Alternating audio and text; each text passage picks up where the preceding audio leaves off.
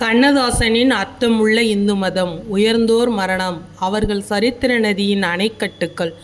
அனுபவக் கல்லூரியின் பேராசிரியர்கள். அறிவெனும் நந்தா விளக்கின் ஜுவாலைகள். அவர்களது ஜனனம் ஒரு பொது விசேஷமாக கருதப்பட்டதில்லை. ஆனால் மரணமோ சரித்திரத்தில் மகத்தான மணிமண்டபமாக கருதப்படுகிறது.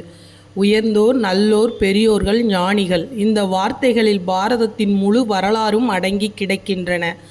அந்த விளக்குகள் ஒளியை தந்தன. நாம் வாழ்க்கையை கண்டுகொண்டோம். அந்த கைகாட்டிகள் பாதையை காட்டின. நாம் போக வேண்டிய ஊருக்கு போய் சேர்ந்தோம். அந்த மேகங்கள் மழை பொழிந்தன. நாம் நமது நிலங்களை செழுமையாக்கி கொண்டோம். பிறக்கும்போது ஊமையாகவும், பருவ காலத்தில் குருடனாகவும், பற்றும் பாசமும் சூழ்ந்த பிறகு திருடனாகவும், முதுமை காலத்தில் பொறுமை இழந்தவனாகவும் வாழ்ந்து மடிகின்ற சாதாரண மனிதனுக்கு அவர்கள்தான் செம்மையான சுகமான வாழ்க்கை நிம்மதியை காட்டினார்கள். அவன் கண்கள் காணத் தொடங்கும் போதே நல்லவற்றை காணும்படி அறிவுறுத்தினார்கள்.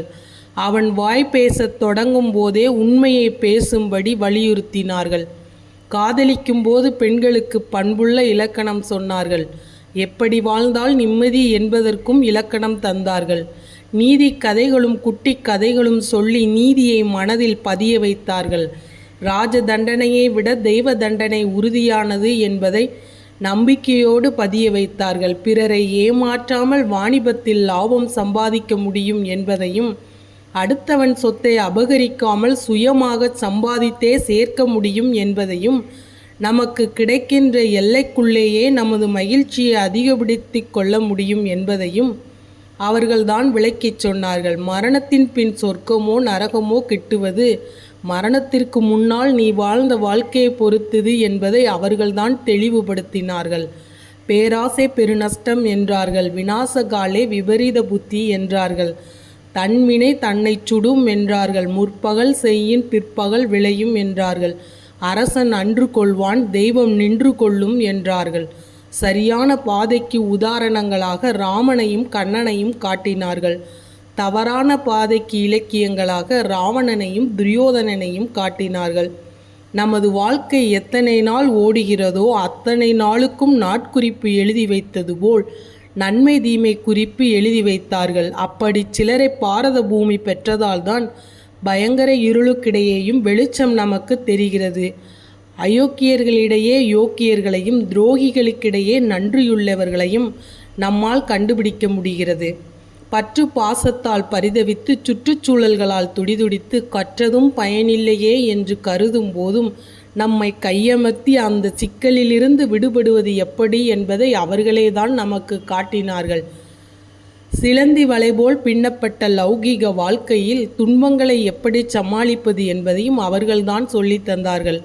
அவர்களது வாழ்நாளில் அவர்களை பற்றி உணர முடியாததை அவர்கள் இறந்த பிறகு நாம் உணர்ந்து கொள்கிறோம். நல்லவர்களை நாம் அடையாளம் கண்டுகொள்வதற்காகவே அவர்களுக்கு மரணம் சம்பவிக்கிறது. வாழ்ந்த நாளில் அவர்களை வசைபாடியவர்கள் கூட அவர்கள் இறந்த நாளில் அவர்களுடைய நற்பண்புகளை எண்ணி பார்க்கிறார்கள்.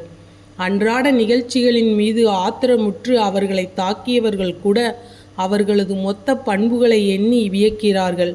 அவர்கள் உலகுக்காகவே வாழ்ந்தவர்கள் என்பதை எண்ணும்போது நாமும் அதுபோல் வாழ வேண்டும் என்று சிலராவது எண்ணுகிறார்கள்.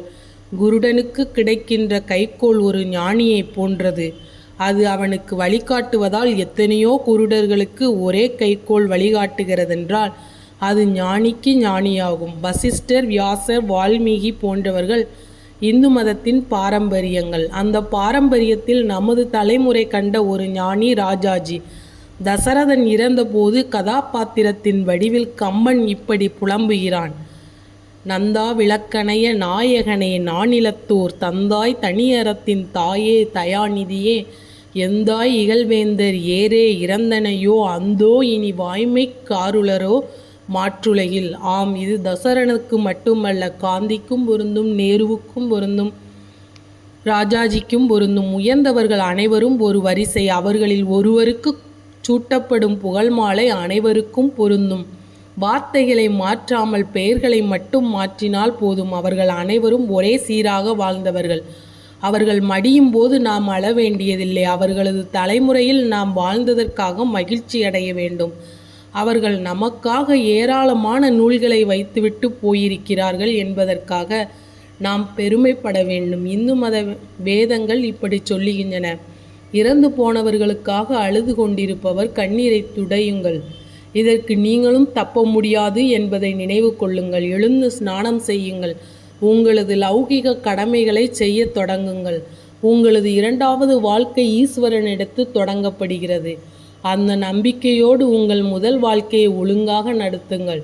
ஆம், தெய்வ நம்பிக்கையின் மீது உங்கள் கண்ணீரை துடையுங்கள். புனித ராஜாஜியின் ஆத்ம சாந்திக்காக பிரார்த்தியுங்கள். அவரது காலடி சுவடுகளில் இருந்து இன்னும் சில ஞானிகள் முளைத்தெழுவார்கள் என்ற நம்பிக்கையோடு உங்கள் லௌகீக வாழ்க்கையை தொடங்குங்கள். கிருஷ்ணார்ப்பணம்.